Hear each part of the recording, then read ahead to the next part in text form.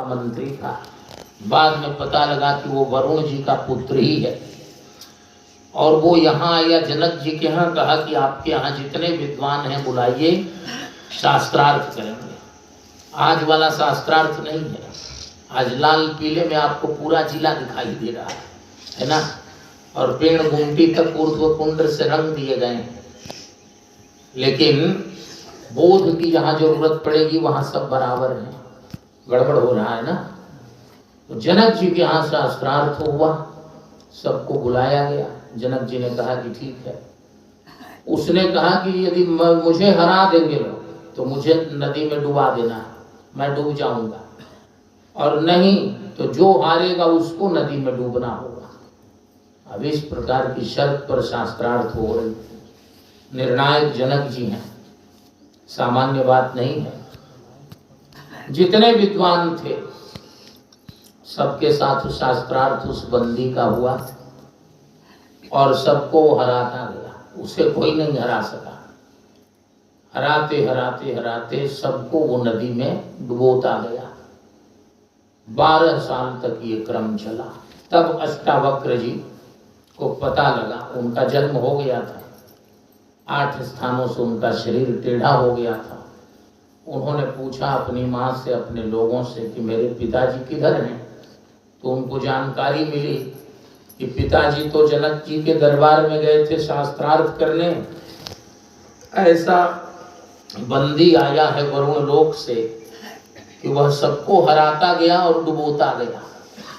तब अष्टावक्र जी ने कहा कि अभी मैं चलता हूँ उसकी खबर लेने। और 12 वर्ष की आयु, क्या ब्रह्म तेज है, क्या तपस्या का तेज है। आज ये कुत्ते सियार मनु पर बोल रहे हैं। क्यों? क्योंकि हम ब्राह्य हैं, हमारे भीतर ब्रह्म तेज नहीं है। अष्टावक्र जी जब गए जनक के दरबार में और वहां जाने के बाद उस बंदी से शास्त्रार्थ किया और शास्त्रार्थ में उसकी धज्जियां उड़ा दी, उसे हरा दिया। जब हरा दिया और कहा कि अब इसको डुबोया जाए, इसने बहुत से ऋषियों को, विद्वानों को यहाँ से नदी में डुबोया है, अब इसको इस बार डुबा दिया जाए। तो उसने, बंदी ने भेद खोला कि मैं वरुण जी का पुत्र हूँ और मेरे पिता के यहाँ यज्ञ था, 12 वर्षों तक चलने वाला यज्ञ। तो उन्होंने मुझे कहा था कि भारत के जितने बड़े बड़े विद्वान हैं यहीं न यज्ञ होता है, तो यहीं से जाएंगे। यहाँ तो एक बीमारी हो गई है, लोग लिखते हैं कि इंटरनेशनल है ना।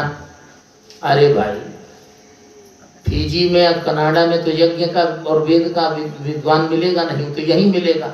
वहाँ मिलेगा भी तो यहीं का कोई ना कोई किसी से पढ़ा होगा ना।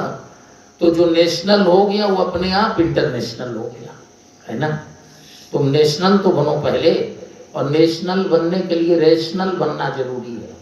वो यदि नहीं है, यदि तुम्हारे पास कंटेंट नहीं है तो कुछ नहीं होगा। तो अष्टावक्र जी ने हरा दिया। उसने कहा कि मैं आराम से नदी में डूबूंगा, क्योंकि मेरे पिताजी के यहाँ यज्ञ पूरा हो गया है, 12 साल हो गया, और यहाँ के जितने विद्वान थे उनको मैं यज्ञ करने के लिए मैंने चुन चुन कर भेजा है। अब वो सब भी आएंगे। अष्टावक्र जी ने कहा कि तुम पिताजी के यहाँ जा रहे हो कि दादाजी के यहाँ, इससे मतलब नहीं। तुमने बड़े बड़े विद्वानों को डुबोया है, अब तुमको डूबना पड़ेगा। तो जनक जी से मांग कर आज्ञा, वो गया, नदी में डूबा और चला गया। वरुण जी का पुत्र था ही, उनके यज्ञ के लिए यहाँ से विद्वानों का संचय कर रहा था। और उधर से अष्टावक्र जी के पिताजी आ गए, बड़े प्रसन्न हुए कि मैंने तो तुम्हें शाप दिया था, लेकिन तुम्हारी विद्या ने ही हम लोगों को पुनर्जन्म, पुनर्जीवन दिया, बचा लिया। तुम्हारी विद्या के बल पर ये बंदी हारा, गौरव भी हो गया, बड़ा गर्व हुआ कि ऐसे ऐसे विद्वान हैं। तो सुखम अध्यापयामास निवृत्ति निरतम मुनि। भगवान श्री सुखदेव निवृत्ति निरतः, 2 बार एक ही क्रम में ये श्लोक आ गया, ये शब्द आ गया। निवृत्ति परायण भगवान सुखदेव हैं। 16 वर्ष की आयु तक माता के गर्भ में हैं। और व्यास जी जब शिष्यों को पढ़ाते हैं तो अंदर से ये बोल भी देते हैं कि पिताजी यहाँ एकाध मात्रा इधर उधर हो रही है। तो व्यास जी बड़े प्रसन्न होते हैं, नाराज नहीं होते। कि इतना ज्ञानी इतना गुणी, वो तो जान ही रहे हैं कि मात्रा ठीक ही बता रहा है। अब हमारे बोलने में जो कमजोरी आ रही है हम जान ही रहे हैं, जानबूझकर भी तो अब गड़बड़ियां होंगी ना। तो व्यास जी ने कहा कि ये इतना ज्ञानी इतना गुणी बालक है, संसार में आएगा तो कितने लोगों का कल्याण होगा, कितने लोगों को सही बातें बताएगा, लेकिन वो संसार में आने को तैयार ही नहीं। व्यास जी ने कहा क्यों नहीं आ रहे हो? 16वां वर्ष चलने लगा। यहाँ 1 वर्ष ही काफी है, 9वें महीने में ही माता के गर्भ से बाहर बच्चे आ जाते हैं और आप 16वां वर्ष शुरू कर दिए हैं। उन्होंने कहा बाबा बाहर आते ही माया पकड़ लेती है और मैं यहीं पर भजन कर रहा हूँ, मुझे माया से बड़ी दूरी चाहिए। व्यास जी ने कहा मैं वचन देता हूँ माया तुम्हारे पास फटक भी नहीं पाएगी। तो भगवान शुकदेव ने पिताजी से पूछा कि क्या माया आपको कभी मिली है कि नहीं? तो व्यास जी ने कहा मुझे तो कई बार मिल चुकी है, संसार में जो रहते हैं उनको तो माया मिलती ही रहती है। तो भगवान शुकदेव ने कहा कि जब आपको माया कई बार मिल चुकी है तो आपके कहने पर मुझे नहीं मिलेगी, इसका क्या भरोसा है? तो भगवान शुकदेव ने जब ये प्रश्न किया तो व्यास जी निरुत्तर हो गए। कहा कि इसके लिए मुझे अपने गुरु जी से बात करनी पड़ेगी। उन्होंने नारद जी को बुलाया। नारद जी ने कहा कि भैया शुकदेव मैं वचन देता हूँ कि माया आपके पास नहीं आएगी। तो इन्होंने वही प्रश्न नारद जी से भी पूछा कि महाराज आपको माया ने कभी दर्शन दिया है कि नहीं दिया है? नारद जी ने कहा तुम दर्शन के फेरे में हो, माया ने मेरा प्रदर्शन तक करा दिया है। कभी कभी गड़बड़ होता है तो घोड़े गधे पर लोगों को बैठा कर माला वाला है ना, ये सब कराया जाता है ना। तो नारद जी ने कहा कि जहीं बहु बार नचावा मोही, और 1-2 बार नहीं, मेरा तो मरकट वदन भयंकर देही। नारद के इस सौम्य रूप को भी उस माया ने विशाल भयंकर भयानक वानर का स्वरूप दे दिया है। इसलिए माया ने तो मुझे बहुत विकराल दर्शन दिया है। तो आप ही बताइए आपके कहने पर यदि मैं बाहर आ जाऊं, जब गारंटर खुद लोनी है ना, और डिफाल्टर है, और उसके कहने पर यदि नया काम हो जाए तो फिर क्या ठिकाना? वो पहले से दिवालिया है, क्या संभालेगा? तो नारद जी ने कहा कि नहीं मैं गुरु हूँ, गुरु के पास युक्ति है। गुरु स्वयं फंस गया तो इसका मतलब ये नहीं कि वो अपने शिष्य को फंसने देगा। अब तो अनुभूति हो गई ना, युक्ति के साथ साथ अनुभूति हो गई तो कहाँ फंस सकते हैं इस बात की जानकारी हो गई, तो उससे अपने शिष्य को हम बचा लेंगे। नारद जी ने कहा कि आपको मेरी बात पर भरोसा है ना? भगवान शुकदेव ने कहा कि आपकी बात पर किसको भरोसा नहीं होगा? तो नारद जी ने कहा अब मैं उपाय बताता हूँ, आप केवल बाहर आइए और माया से गारंटी मैं दिलवा देता हूँ, माया जिसकी दासी है उससे। तब भगवान श्री कृष्ण को नारद जी ने बुला दिया, प्रकट कर दिया।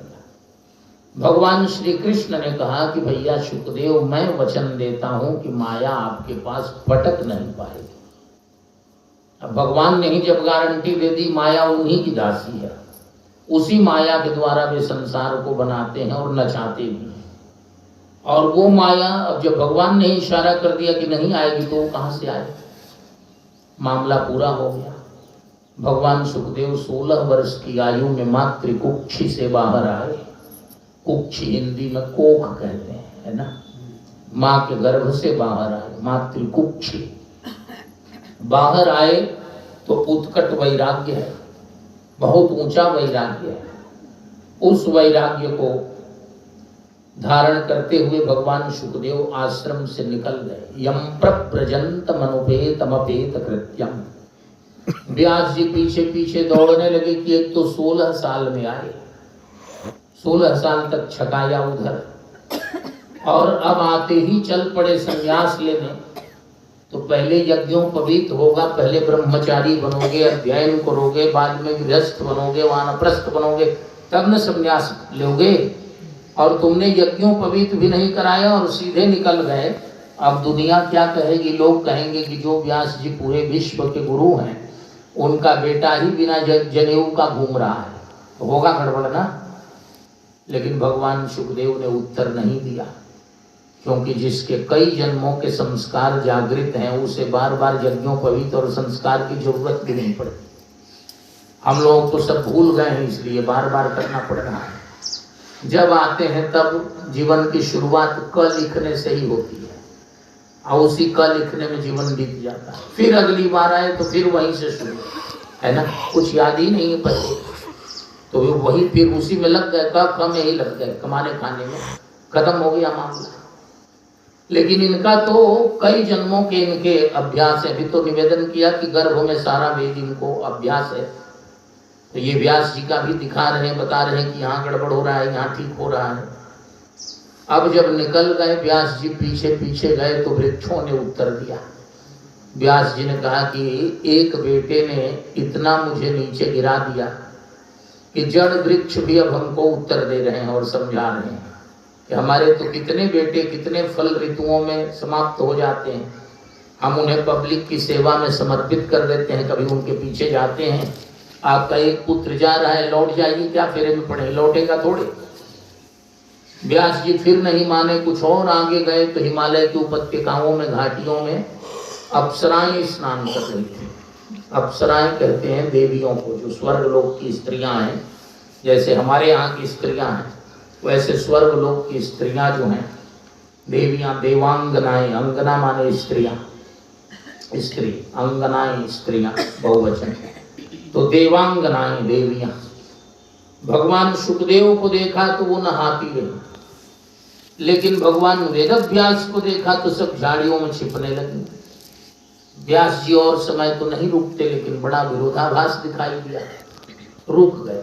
उन्होंने कहा कि तुम लोग मुझे देखकर संकोच कर रही हो, और अभी नव यौवन संपन्न मेरा पुत्र इधर से गया, उसको देखकर कोई संकोच नहीं। उन सबों ने कहा कि भगवान आप भले वृद्ध हैं, लेकिन आपकी आंखों में, आपकी दृष्टि में भेद है। आप स्त्री और पुरुष के भेद को जानते हैं, उनके बीच के शील और संकोच और मर्यादा को भी जानते हैं, इसलिए आपके सामने हमने मर्यादा का निर्वहन किया है। और आपका पुत्र जो है वो भले नव यौवन संपन्न है, लेकिन उसकी दृष्टि अभेद हो गई है। वह न स्त्री को जानता है, न पुरुष को जानता है, न वृक्ष को जानता है, न व्यक्ति को जानता है। वह तो जितने प्राणियों को देखता है सब में कृष्ण ही दिखाई देते हैं उसे, और वह कृष्ण को ही देखता है। तो जो अभेद है उससे किस बात की मर्यादा और कैसा शील संकोच की बात। भगवान वेदव्यास ने समझ लिया कि उधर वृक्षों ने उत्तर दिया, इधर स्त्रियां सिखा रही हैं, इस बेटे के पीछे जाने में केवल सीख ही मिलेगी, और मैं गुरु हूं तो अब मुझे अपने गुरुत्व का प्रदर्शन करना पड़ेगा। मैं चाहे जितना बड़ा वैराग्य हो, संन्यास हो, मैं अपने बेटे को वापस बुला सकता हूं। ये मुझे अपने आचार्यत्व को सिद्ध करने के लिए दिखाना होगा। और इसी ऐसे ही निवृत्ति परायण को, जिसकी दृष्टि अभेद हो गई है, भागवत का वक्ता हो और पहचानता हो कि कौन अरबपति है और कौन सामान्य है, तब तो इस कथा के कहने का भी अधिकारी नहीं है, क्योंकि निवृत्ति निरतम मुनि सवै निवृत्ति निरतः। यह तो निवृत्ति परायण सर्वसंग परित्यागी महात्माओं के लिए ये कथा है, तब इसका फल है। भगवान वेदव्यास ने भागवत के 2 श्लोकों को अपने शिष्यों के द्वारा प्रचारित प्रसारित कराया। वो जब समिधा लेने जंगल में जाते थे लकड़ियां चुनने, तो उन्हीं दोनों श्लोकों का पाठ करते थे और भोजपत्र पर लिखकर उन्हें वृक्षों पर टांग देते थे। भगवान सुखदेव उन्हें छिपकर सुनते थे, बाद में आकर पढ़ते थे। पहला श्लोक वेणु गीत का है, 10वें स्कंध का। बरहा पीडम नटवर वपुः कर्णयोः कर्णिकारम बिभ्रदवासः कनक कपिशम। भगवान की शोभा का वर्णन है, भगवान के माधुर्य का वर्णन है। भगवान सुखदेव को ये बड़ा अपील किया। बरहा पीडम, थोड़ा सा अर्थ इसका समझ लीजिए ताकि आप लोगों को भी ठीक लगे। भगवान राम और श्याम, राम कहते हैं बलराम को, वे गोरे हैं। बहुत लोग गोरे होते हैं लेकिन सुंदर नहीं लगते, बल्कि कभी कभी उनका गोरापन गड़बड़ भी लगने लगता है।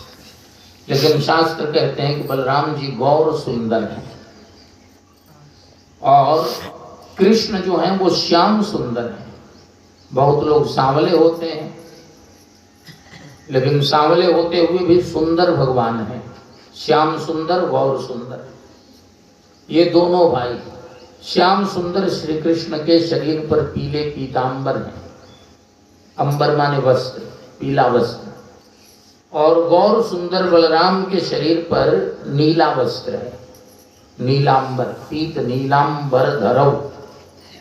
थोड़ा सा यहाँ जोड़ देते हैं, ये भगवान के लिए है। ब्राह्मण के लिए काला और नीला वस्त्र मना है।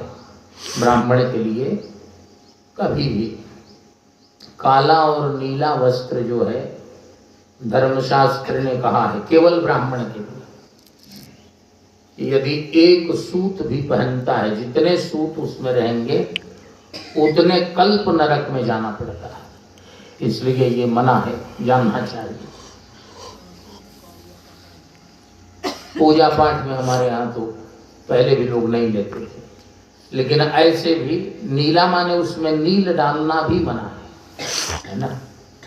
नील डालकर पहनना, बहुत हमारे यहाँ लोग कपड़े धोकर उजले उसमें नील डालकर चलते थे, तो नील मना है।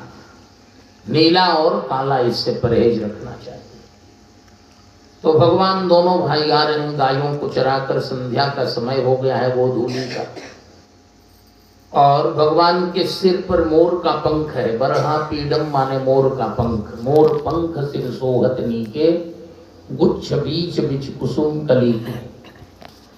और कनेर के पुष्पों के कर्ण फूल हैं, वन के पुष्पों की ही गुंजा माला है, वैजयंती माला जो यहाँ घुटने तक आती है।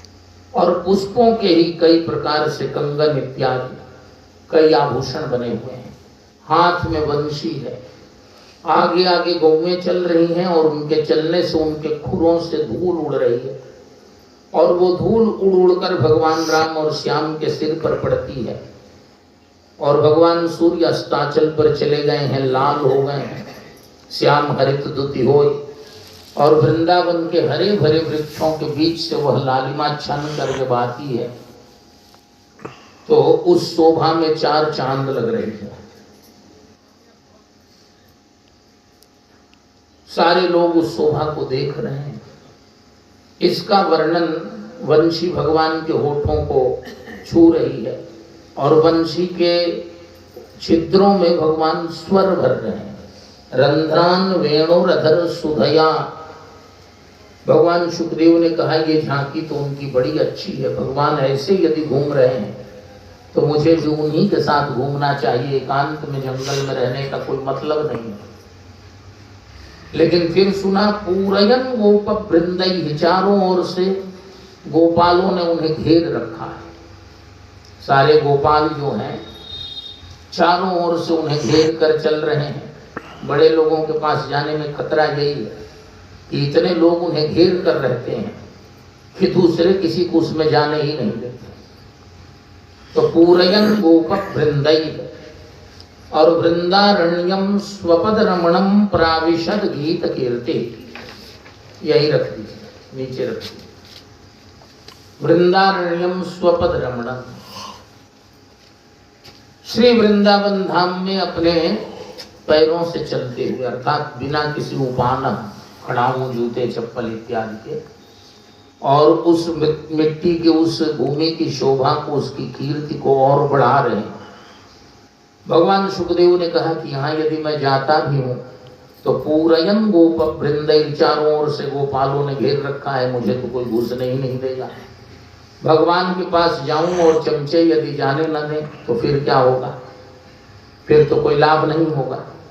तो भगवान वेदव्यास ने दूसरा श्लोक भिजवाया है, वो तीसरे स्कंध का है। इन दोनों श्लोकों को भागवत का प्राण मानते हैं। अहो बकीयम स्तनकाल कूटम जिघान।